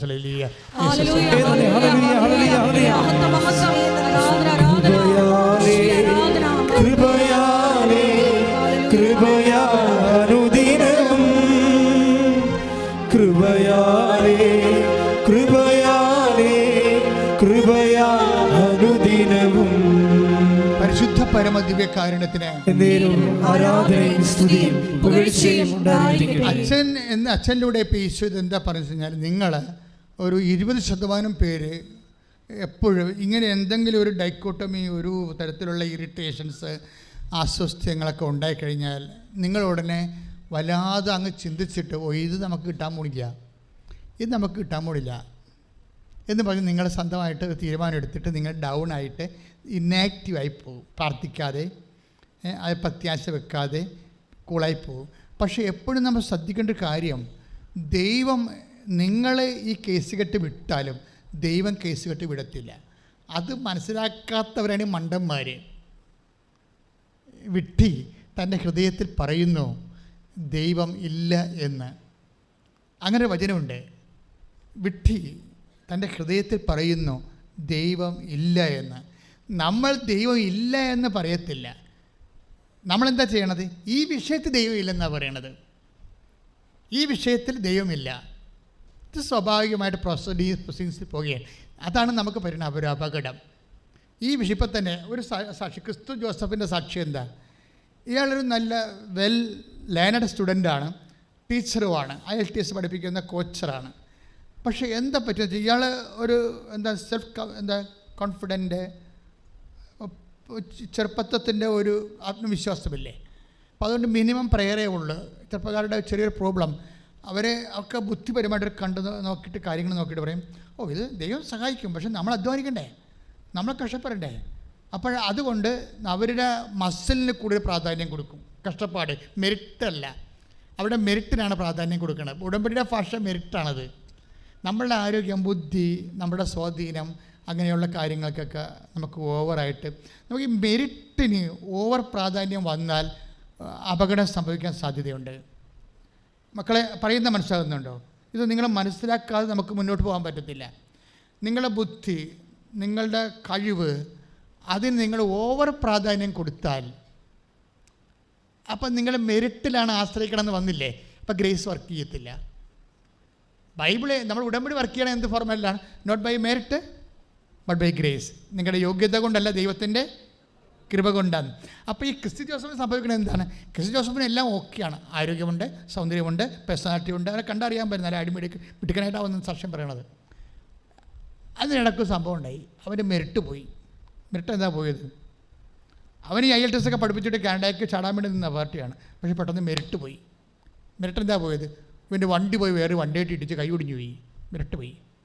ഉടമ്പടിയുടെ ഭാഷ പറഞ്ഞാൽ മെറിറ്റ് പോയെന്നേ ഉള്ളൂ, അല്ല കൈ ഒടിഞ്ഞെന്ന് പറയത്തില്ല ഉടമ്പടി. മനസ്സിലായില്ലേ? ഇതിനെല്ലാം തർജ്ജിമകളുണ്ട്. ഉടമ്പടിയുടെ കവനൻ്റൽ ട്രാൻസ്ലേഷൻസ് ഉണ്ട്. അതായത് നമ്മളെ കൈ ഒടിഞ്ഞെന്നാണ്. ഇപ്പോൾ ഡോക്ടർ പറഞ്ഞ കൈ അനാട്ടമിക്കലായിട്ട് കൈ ഒടിഞ്ഞ്, ഫിസിക്കലായിട്ട് കൈ ഒടിഞ്ഞു. പക്ഷേ ഉടമ്പടി അങ്ങനെ പറയത്തില്ല. അവൻ്റെ മെറിറ്റ് വർക്ക് ചെയ്യുന്നില്ല. ഇനി എന്ത് വർക്ക് ചെയ്യും? ഗ്രേസ് വർക്ക് ചെയ്യും. അതാണ് സംഭവം. മെറിറ്റ്. അപ്പം നിങ്ങൾ എന്തെങ്കിലും നഷ്ടപ്പെട്ട് കഴിയുമ്പോൾ മെറിറ്റ് പോയെന്നേ പറയാവൂ. മെറിറ്റ് പോയാൽ നമുക്ക് പ്രശ്നമില്ല. എന്താ കാര്യം? ഗ്രേസിൻ്റെ ചാനൽ കറക്റ്റല്ലേ? നമുക്ക് ഒരു ഇപ്പോൾ ഒരാൾ കല്യാണം നടത്താൻ നമുക്ക് പൈസ തരാമെന്ന് പറഞ്ഞു. അപ്പോൾ നമ്മളുടെ കല്യാണം, മകളുടെ കല്യാണം അടുത്ത മാസമാണ്, നമുക്ക് ഈ ആഴ്ച പൈസ തരാമെന്ന് പറഞ്ഞു. ഇപ്പോൾ നമ്മൾ അറിയുന്നു അയാൾ ആശുപത്രിയിലായെന്ന്.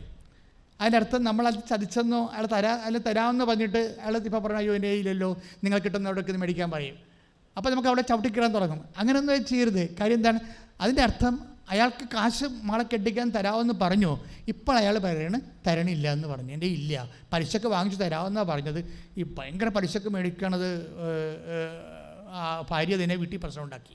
അപ്പോൾ അവർ പറഞ്ഞു എന്നാ മേടിക്കണമെന്ന് വിചാരിച്ച് അവരെവിടെയെങ്കിലും കാണട്ടാ, മകളെ കെട്ടിക്കണവർ കൈ കെട്ടിരിക്കുക, അവരെവിടെയെങ്കിലും കെട്ടി കാണിക്കുന്നത്. നിങ്ങൾക്ക് എന്താ ഊത്തലേ, കാശക്കടം മേടിച്ചാണെങ്കിൽ കൊടുക്കും നമുക്ക് എന്നും പറഞ്ഞ് നിങ്ങളിങ്ങനെ കിഡ്നി വിറ്റ് കൊടുക്കേണ്ട ആവശ്യമുണ്ടെന്ന് ഭാര്യ 5-8 ഡയലോഗ് വീട്ടിൽ പാസ്സാക്കിയപ്പോൾ തന്നെ പുള്ളി ഫ്ലാറ്റായി. പുള്ളി കൈമലത്തി കളഞ്ഞു. അയ്യോ മേടിച്ചങ്ങനെ തരാൻ പറ്റത്തില്ല കേട്ടാന്ന് പറയുമ്പോൾ ആരും മകളെ കെട്ടിക്കുക ഈ ഇടയ്ക്ക് ആശം നമ്മൾ കണ്ടുകൊണ്ടിരിക്കണേ. അപ്പോൾ നമുക്ക് തോന്നി ഇയാളെ വെടിവെച്ച് കൊല്ലാൻ തോന്നും. നമ്മൾ പക്ഷേ ഉടമ്പടി ഭാഷ എന്താ പറയണത്? നിൻ്റെ മെറിറ്റ് പോയി, ഇനി എന്താണ് ചെയ്യാൻ പോണത്? ഗ്രേസ് വർക്ക് ചെയ്യാൻ പോകുന്നു. അല്ലാതെ അയാൾ വെടിവെച്ച് കൊല്ലാൻ അല്ല പോകേണ്ടത്. അതുകൊണ്ടാണ് നീ മുളയെടുക്കണത് അറിയുന്നില്ലേ? പുതിയ കാര്യം മുളയെടുക്കണത് അറിയേണ്ടതാണത്. പുതിയ കാര്യം ഇപ്പോൾ 43:19 ചോദിക്കണില്ല ഐസയ, പുതിയ കാര്യം മുളയെടുക്കണത് അറിയുന്നില്ലേ? എന്താ കാര്യം? മുളയെടുക്കണത് എന്താണ്? ഇയാളെ കാശ് തരാമെന്ന് പറഞ്ഞ് മകളെ കെട്ടിക്കാൻ നമുക്ക് കൊടുത്ത കാശാണ്. ഇപ്പോൾ അയാൾ കൈമലത്താണ്. പക്ഷേ അത് ആ കൈമലത്ത് നീ ദൈവഭൈതലാണെങ്കിൽ ഉടനെ പരിശുദ്ധാത്മ പറയും വെയിറ്റ്, മെറിറ്റ് പോയല്ലേ അല്ലേ? മെറിറ്റ് പോയില്ലേ? ഇനി നീ നോക്കിക്കോ, taste and see how good is the Lord. കർത്താവ് എത്ര നല്ലവനാണെന്ന് നീ ഇനി അനുഭവിച്ചറിയും. കൈ അടിച്ച് കർത്താവ്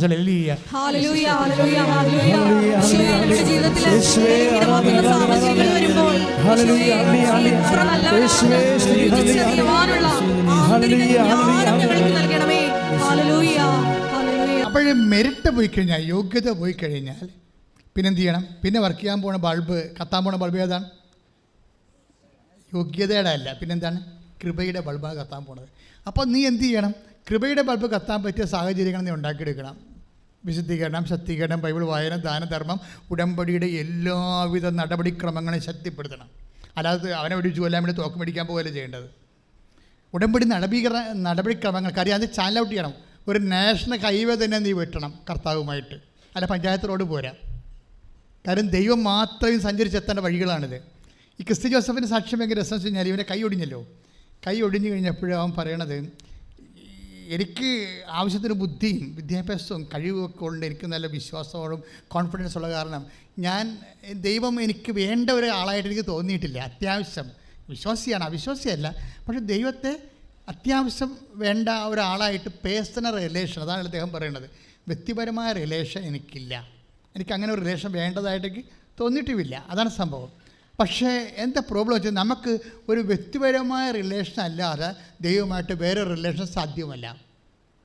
എന്താണ് പ്രശ്നം? ദൈവമായിട്ടൊരു ജനറൽ റിലേഷൻ സാധ്യമല്ല. ട്രാൻസ്പോർട്ട് ബസ്, നമ്മുടെ ബസ്സെന്ന് പറയത്തില്ലേ, ഇതിൽ നമ്മൾ തന്നെ കല്ലെറിയുകയും ചെയ്യും. അങ്ങനെയുള്ള ഒരു ജനറൽ റിലേഷൻ ദൈവമായിട്ട് സാധ്യമല്ല. ദൈവമായിട്ട് റിലേഷൻ വർക്കൗട്ട് ചെയ്യേണ്ട ഒരു റിലേഷൻ പേഴ്സണൽ റിലേഷനാണ്. അതാണ് നീ എനിക്ക് പ്രിയങ്കരനാണ്, നീ ബഹുമാന്യനാണ്, പ്രിയങ്കരനാണെന്നൊക്കെ പറയണത് personal. I have carved you out in my പാ. നിന്നെ ഞാൻ എൻ്റെ 45:15 ഇതാ നിന്നെ ഞാൻ എൻ്റെ ഉള്ളംകൈയിൽ രേഖപ്പെടുത്തിയിരിക്കുന്നു. അത് ഇംഗ്ലീഷ് ബൈബിളെ കുറച്ചുകൂടി മനോഹരമാണ്. I have carved you out in my പാ. എൻ്റെ ഉള്ളം കയ്യിൽ കൊത്തിവെച്ചിരിക്കുന്നു, കാർവ് ചെയ്തിരിക്കുകയാണ്. That means you are the part of my body. നീ എൻ്റെ ശരീരത്തിൻ്റെ ഭാഗമാണെന്ന് കൈയടിച്ച് കർത്താൻ ഹല്ലേലൂയ ഹല്ലേലൂയ ഹല്ലേലൂയ കരയല്ലേ തളരല്ലേ ചായയിലും സാദൃശ്യം സ്നേഹത്തിന് നന്ദി പറയുന്നു. ഹല്ലേലൂയ യേശുവേ നന്ദി, യേശുവേ ആരാധന. ആരാധനുണ്ടിവിടെ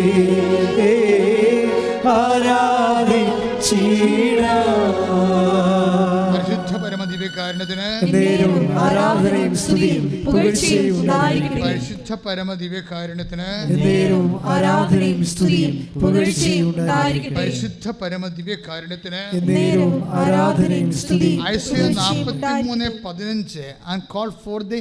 എപ്പോഴും ഞാൻ പറയും, ദൈവത്തിൻ്റെ വിളി ദർസ് ഓൺലി സിംഗിൾ ഒക്കേഷൻ. എന്താണത്? അതെന്താ പറയണത്? ദൈവത്തിൻ്റെ കോൾ ടു ഇൻറ്റിമസിയിലേക്കാണ്. ദൈവത്തിൻ്റെ ഓരോ വിളി നിന്റെ ഞെരുക്കമാകാം, രോഗമാകാം, നിൻ്റെ ജോലി തടസ്സമാകാം, താമസമാകാം, പ്രാർത്ഥനയ്ക്കുള്ള അവസരമാകാം, ഗ്യാപ്പുകളെല്ലാം you must fill with your prayer. എല്ലാ ഗ്യാപ്പുകളും you must proclaim your faith. നിൻ്റെ എല്ലാ ഗ്യാപ്പുകളും, നിൻ്റെ ജീവിതത്തിൽ വരുന്ന എല്ലാ വിള്ളലുകളും വീഴ്ചകളും എല്ലാം വിശ്വാസത്താൽ ഫില്ല് ചെയ്യേണ്ടതാണ്. കൈയിടിച്ച് കിടത്ത് ആസ്വദിച്ചില്ലേ?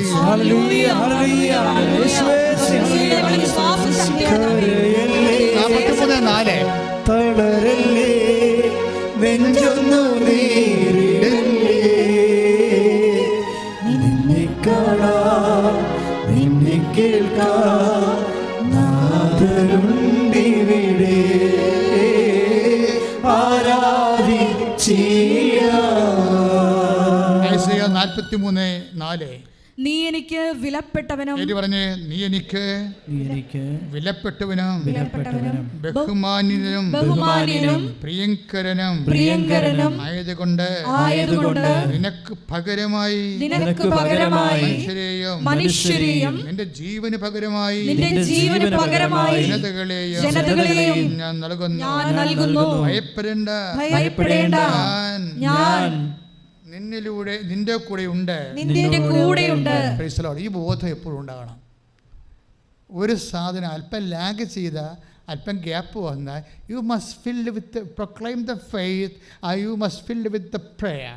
ആ സ്ഥലത്തെല്ലാം നീ പ്രാർത്ഥന കൊണ്ട് ഫില്ല് ചെയ്യണം. എന്താ കാരണം? നീ പറയണം, കർത്താവേ, നിൻ്റെ സമയം, നീ എനിക്ക് കൽപ്പിച്ച് നടക്കുന്ന സമയത്തെ ഞാൻ എൻ്റെ പ്രത്യാശ കൊണ്ട് വിശുദ്ധീകരിക്കുന്നു എന്ന് പറഞ്ഞ്, കർത്താവേ, നീ എനിക്ക് കൽപ്പിച്ചു നൽകുന്ന സമയത്തെ ഞാൻ എൻ്റെ വിശ്വാസം പ്രഖ്യാപിച്ചുകൊണ്ട് വിശുദ്ധീകരിക്കുന്നു. ദൈവപൈതലെ, എനിക്കും നിനക്കും ദൈവത്തിനും ഇടയിൽ ചെയ്യാവുന്ന ഒരേ ഒരു കാര്യം എന്താണ്? വിശുദ്ധീകരണമാണ്. വിശുദ്ധീകരണം എന്ന് പറയുന്നത് പാപം ചെയ്യാതിരിക്കുന്ന അവസ്ഥയല്ല. നിൻ്റെ സാഹചര്യങ്ങളെ ദൈവത്തിന് വിശ്വാസം കൊണ്ട് ഏൽപ്പിക്കലാണ്. വിശുദ്ധി എന്ന് പറയുന്നത് പാപം ചെയ്യാതിരിക്കുന്ന അവസ്ഥ മാത്രമല്ല, പുണ്യം ചെയ്യുന്ന അവസ്ഥ മാത്രമല്ല, മറിച്ച് നിൻ്റെ സാഹചര്യങ്ങളെ, നിൻ്റെ ആശങ്കകളെ എല്ലാം ആത്മാഭിഷേകത്തിലെ ദൈവത്തിൻ്റെ നാമത്തിലെ അതിനു വേണ്ടി വിശ്വാസം പ്രഖ്യാപിച്ച് കാത്തിരിക്കുന്നതും നിന്റെ വിശുദ്ധീകരണത്തിൻ്റെ നടപടിക്രമത്തിൻ്റെ ഭാഗമാണ്. കൈയിടിച്ച് കിടത്താൻ